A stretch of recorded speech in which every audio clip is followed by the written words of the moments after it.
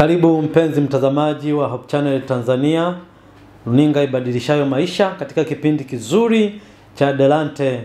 Mimi naitwa mchungaji Paulo Kazoba, mchungaji wa mtaa wa Chita. Karibu sana siku ya leo katika kipindi kizuri, na somo la siku ya leo linasema shujaa awezaye kuokoa. Karibu tuombe tunapoenda kuanza somo la leo. Baba yetu na rafiki yetu uliye mwema, tunakushukuru sana kwa kuwa pamoja nasi. Tuongoze na kutulinda katika kipindi hiki tunapojifunza neno lako. Tusaidie kuelewa katika jina la Yesu. Amina. Shujaa awezaye kuokoa ndicho kichwa cha somo la leo.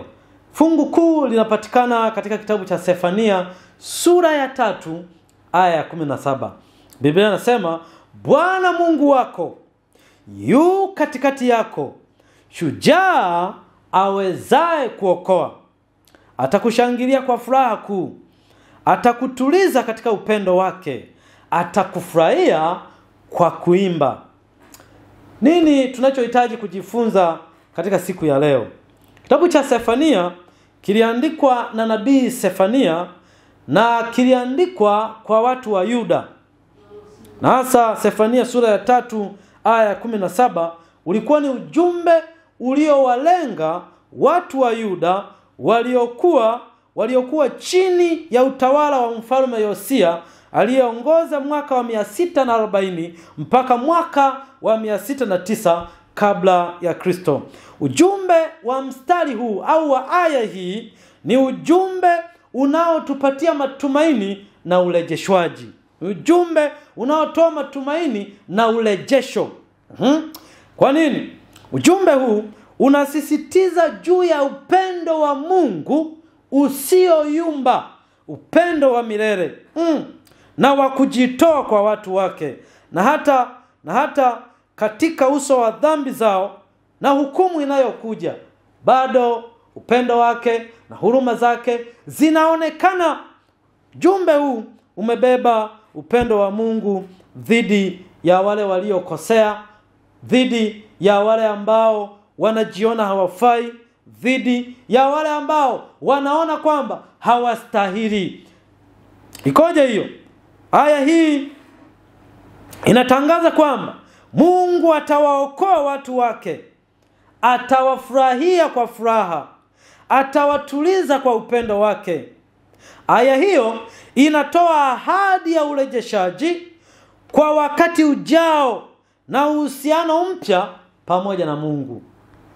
Sasa mambo gani ambayo tunaweza kujifunza kupitia aya hii?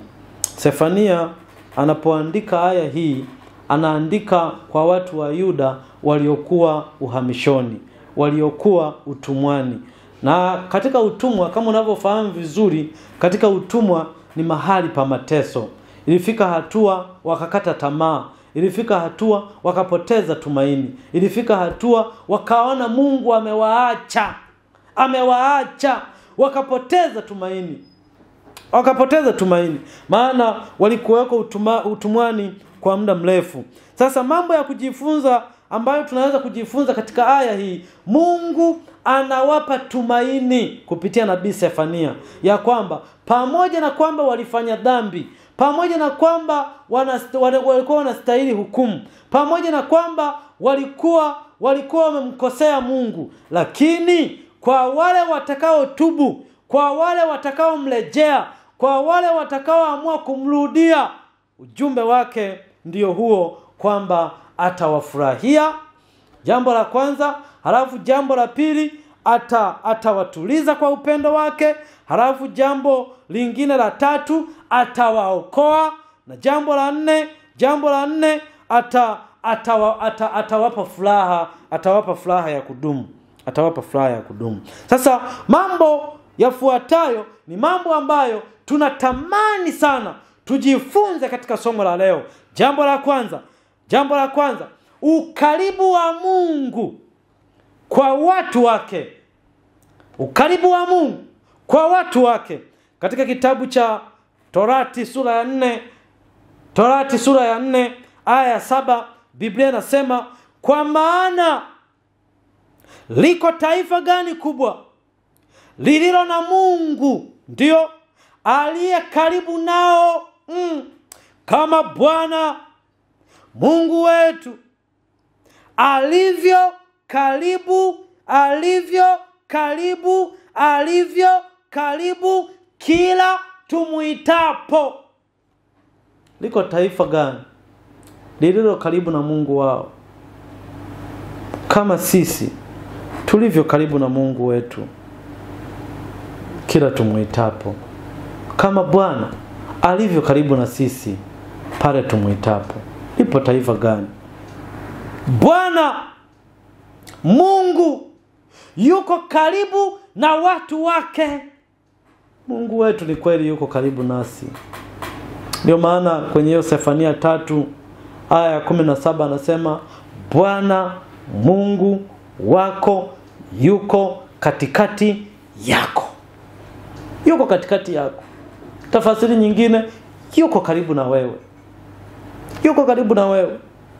Katika kitabu cha Zaburi sura ya 145 aya ya 18 Biblia inasema Bwana yuko karibu na wote wamuitao kwa uaminifu. Bwana yuko karibu na sisi. Bwana yuko karibu na sisi. Bwana yuko karibu na sisi. Bwana yuko karibu na wewe mpendwa mtazamaji. Usione kwamba amekuacha. Saa nyingine unaweza ukawa unasema, mchungaji, naona kama ameniacha kwa sababu shida ni nyingi, changamoto zinazonisonga katika maisha yangu ni nyingi, mpaka inafika hatua nimekata tamaa, napoteza tumaini, navunjika moyo, wasiwasi unajaa, hofu inatanda katika maisha yangu. Ninaona kama Mungu ameniacha. Nisikilize vizuri, Mungu hajakuacha. Tena anasema yuko karibu na wewe. Bwana Mungu wako yuko katikati yako. Yuko karibu na wewe. Mungu yuko karibu na wewe. Yuko karibu na wewe. Bwana yuko karibu. Yuko karibu. Katika kitabu cha Yeremia 33 aya ya 3 Biblia inasema, niite nami nitakuitikia, nami nitakuonesha mambo makubwa magumu usiyoyajua. Niite. Kwa hiyo ikiwa yuko karibu na ahadi yake ni kuwa karibu na sisi, tunapaswa kumuita.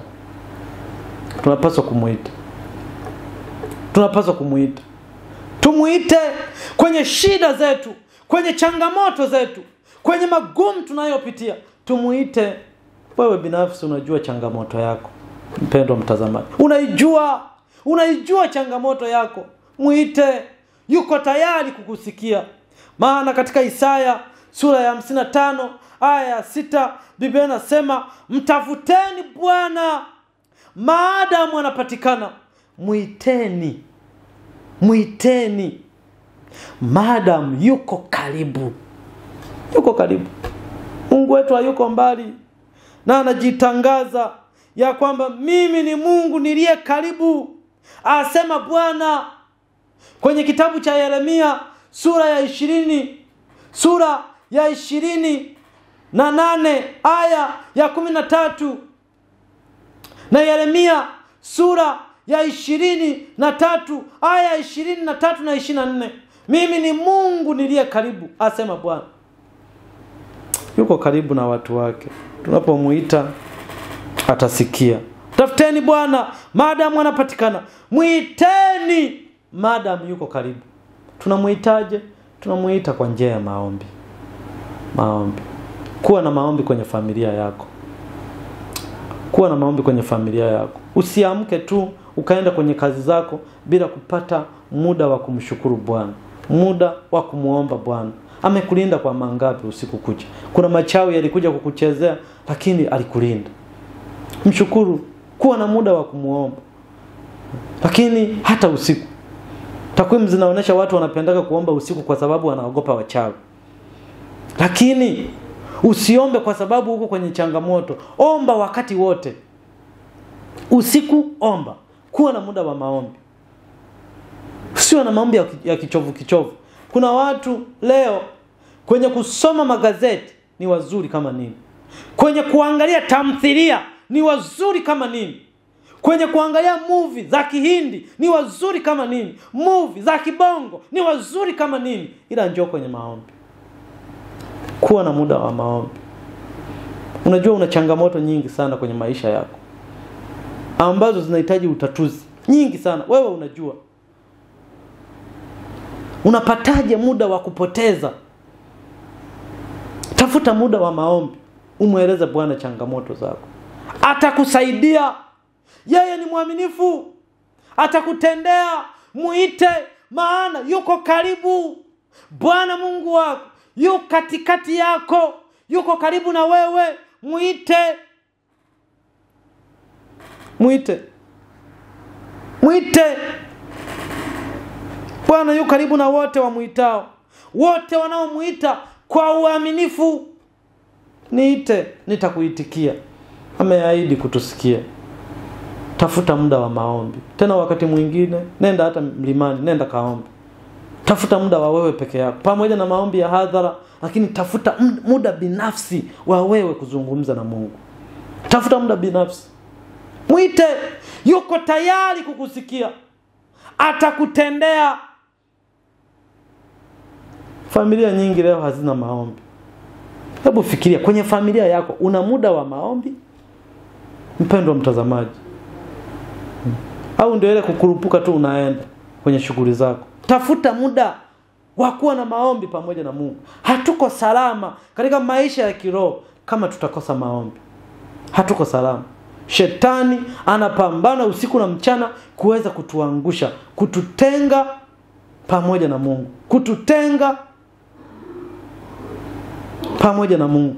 Tafuta muda wa kuwa na maombi. Umueleze shida zako Bwana. Lakini jambo la pili tunalojifunza katika aya hii, jambo la pili katika aya hii ni uwezo wa Mungu wa kuokoa. Uwezo wa Mungu wa kuokoa. Bwana Mungu wako yu katikati yako, shujaa awezaye kuokoa. Uwezo wa Mungu wa kuokoa. Jambo la pili tunalojifunza katika aya hii, Mungu ana uwezo wa kuokoa. Ana uwezo wa kuokoa. Na ndio maana kwenye kitabu cha Isaya sura ya 43, sura ya 43, Biblia ina ujumbe pale ya kwamba Mungu ana uwezo wa kuokoa.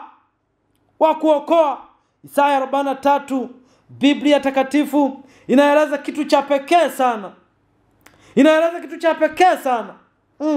Isaya 43:1, Biblia inasema, lakini sasa Bwana aliyekuruku, Yakobo, yeye aliyekuumba, Israeli, asema hivi, usiogope, maana nimekukomboa. Ndio, nimekuita kwa jina lako. Wewe uwangu, upitapo katika maji mengi, nitakuwa pamoja nawe, atakuokoa. Upitapo katika maji mengi, atakuokoa. Maana ni ahadi yake. Yeye ni Mungu anayeokoa. Na katika mito haitakugarikisha. Uendapo katika moto hautateketea. Na ndiyo maana alidhihirisha hilo kwa Danieli. Wakati amri imetolewa kwamba hakuna kuabudu Mungu yeyote, na yeyote atakayeonekana na abudu atawekwa kwenye tundu la simba, Danieli hakuacha kumwabudu Mungu. Hakuacha kumuomba Mungu. Usiache kumuomba Mungu kwa sababu yoyote. Danieli anachukuliwa na anawekwa kwenye tundu la simba. Simba wako mle. Lakini kwa sababu Bwana Mungu wetu ni shujaa anayeweza kuokoa, alimlinda Danieli dhidi ya makano ya simba.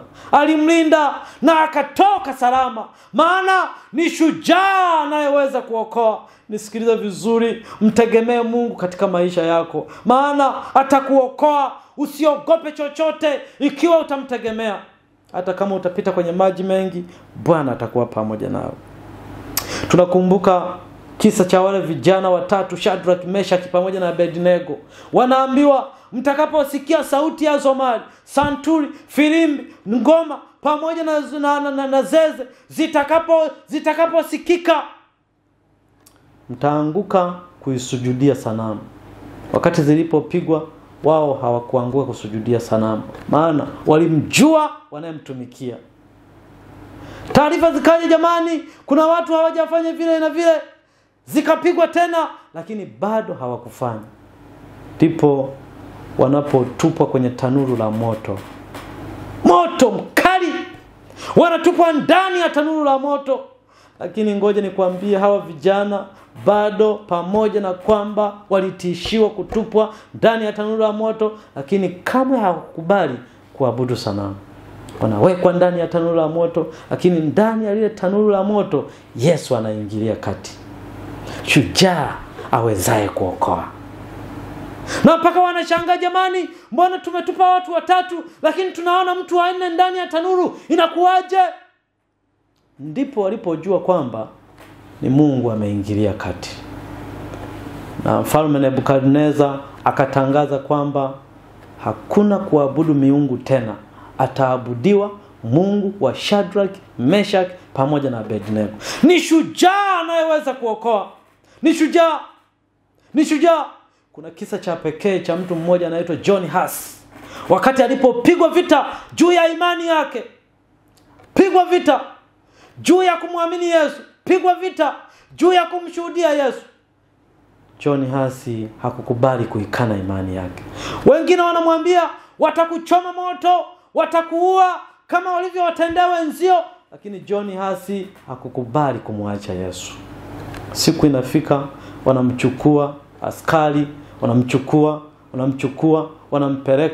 wanapeleka wakiwa wametayarisha tanuru la moto kwenda kumchoma. Wengine sauti zinasikika, wanamwambia kana tu ili usije ukafa, lakini John Huss hakukana. Na tena vitabu vya historia vinaeleza kwamba alikuwa ni mwenye furaha wakati anapelekwa kwenye ile tanuru la moto, kama mtu anayeenda kwenye sherehe ya harusi. Imani gani hiyo? Maana alimjua anayemwamini. Shujaa awezaye kuokoa. Tutakapodumu kuwa waaminifu, Bwana ni shujaa atakayetuokoa. Saa nyingine kuna maajali tu ya kutosha, ibilisi mipango yake mibaya anapanga katika maisha yetu, lakini kwa sababu yupo Mungu ambaye ni shujaa awezaye kuokoa, huendelea kutulinda daima. Katika kitabu cha Zaburi 34 aya ya 7, Biblia inasema, malaika wa Bwana ufanye kituo akiwazungukia wamchao na kuwaokoa. Yeye ni shujaa awezaye kuokoa. Mtegemee katika maisha yako. Usizindike hiyo nyumba, usizindike hilo duka, usiende kwa waganga wa kienyeji wakupatie dawa eti ya kuzindika shamba lako. Usiweke hirizi kiunoni, usiweke hirizi kwa watoto wako eti ni ulinzi. Bwana ni shujaa awezaye kuokoa. Ni shujaa awezaye kuokoa. Tegemee. Katika kitabu cha Zaburi sura ya 50 aya ya 15, Biblia inasema, ukaniita siku ya mateso, nitakuokoa. Nitakuokoa. Ukaniita siku ya mateso, nitakuokoa. Ni shujaa awezaye kuokoa. Na wewe utanitukuza. Mwite kwenye wakati wa taabu, kwenye wakati wa shida, kwenye wakati wa magumu yako unayoyapitia. Mwite, ameahidi kukuokoa. Katika kitabu cha Zaburi 7 aya ya 10, Biblia inasema, ngao yangu ina Mungu awaokoae wanyofu wa moyo. Mungu anawaokoa wanyofu wa moyo, waaminifu wanaodumu kumuita. Katika kitabu cha Ayubu sura ya 22 aya ya 29, Biblia inasema, hapo watakapokuangusha utasema kuna kuinuka tena, naye mnyenyekevu Mungu atamuokoa. Mnyenyekevu Mungu atamuokoa. Nyenyekea mbele za Bwana, muite, atakuokoa. Jambo la 3 tunalojifunza katika aya hii, jambo la tatu, furaha ya Mungu kwa watu wake. Hilo ndio jambo la 3, furaha ya Mungu kwa watu wake. Katika kitabu cha Zaburi 16 aya ya 11, Biblia inasema, utanijulisha njia ya uzima, mbele za uso wako ziko furaha tele. Mbele za Bwana kuna furaha tele. Bwana hutufurahisha. Bwana atakufurahisha. Bwana akishakusamehe dhambi atakufurahisha. Atakufurahia. Mbele za uso wake ziko furaha tele, na katika mkono wake wa kuume mna mema ya milele. Kwa hiyo ahadi ya Mungu kwa Yuda kupitia Sefania ilikuwa ni wao kurejea. Wale watakaorejea, jambo la kwanza Mungu atakuwa pamoja nao. Jambo la pili ambalo Mungu atawafanyia, atawaokoa. Jambo la tatu, atawafurahisha.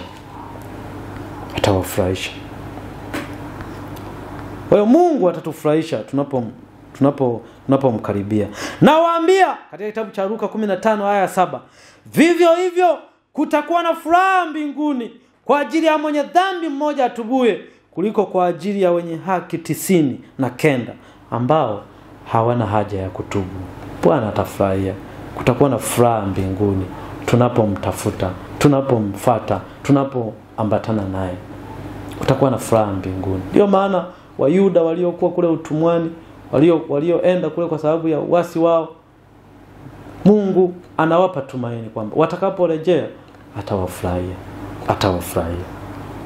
Katika Isaya sura ya 62 aya ya 4 hadi aya ya 5, Biblia inasema, hutaitwa tena aliyeachwa, wala nchi yako haitaitwa tena ukiwa, bali utaitwa Hefsiba, na nchi yako Beula, kwa kuwa Bwana atakufurahia na nchi yako itaolewa. Maana kama vile kijana amuoavyo mwanamwali, ndivyo wana wako watakavyokuoa wewe, na kama vile bwana harusi amfurahiavyo bibi harusi, ndivyo Mungu atakavyokufurahia wewe. Jambo la 4 tunalojifunza katika aya hii ni upendo wa Mungu kwa watu wake.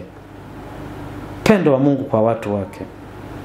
Shujaa wezaye kuokoa atakushangilia na kukutuliza kwa upendo wake. Upendo wa Mungu kwa watu wake. Bwana katika kitabu cha Yohana wa kwanza 4:19, Biblia inasema, sisi tuwapenda kwa maana yeye alitupenda sisi kwanza.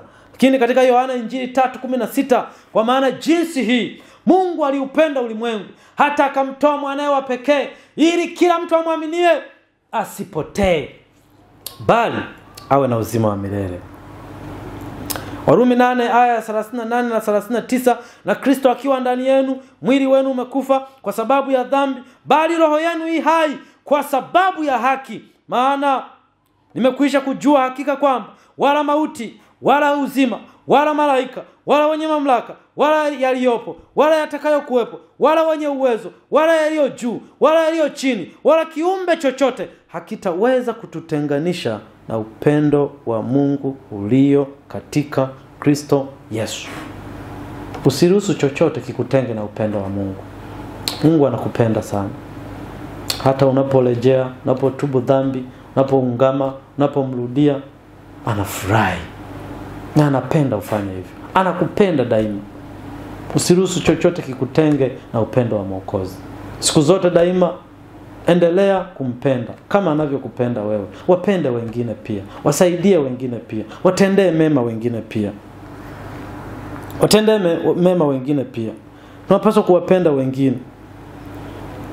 Katika kitabu cha Yohana wa kwanza 4:11 hadi 12, Biblia inasema, wapenzi, ikiwa Mungu alitupenda sisi hivi, imetupasa na sisi kupendana. Hakuna mtu aliyemuona Mungu wakati wowote. Tukipendana, Mungu hukaa ndani yetu na pendo lake limekamilika ndani yetu.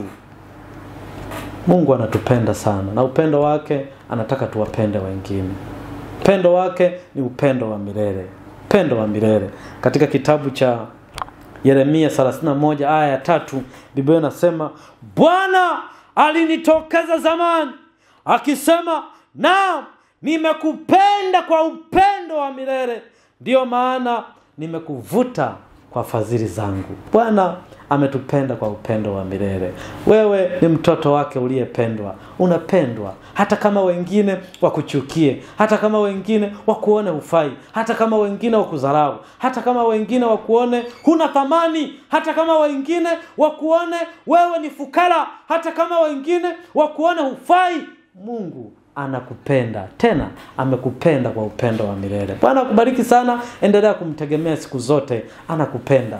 Ukiwa unahitaji kuwasiliana na mimi kwa ushauri pamoja na maombi, wasiliana nami kwa namba ifuatayo: 07 10 10 69 70.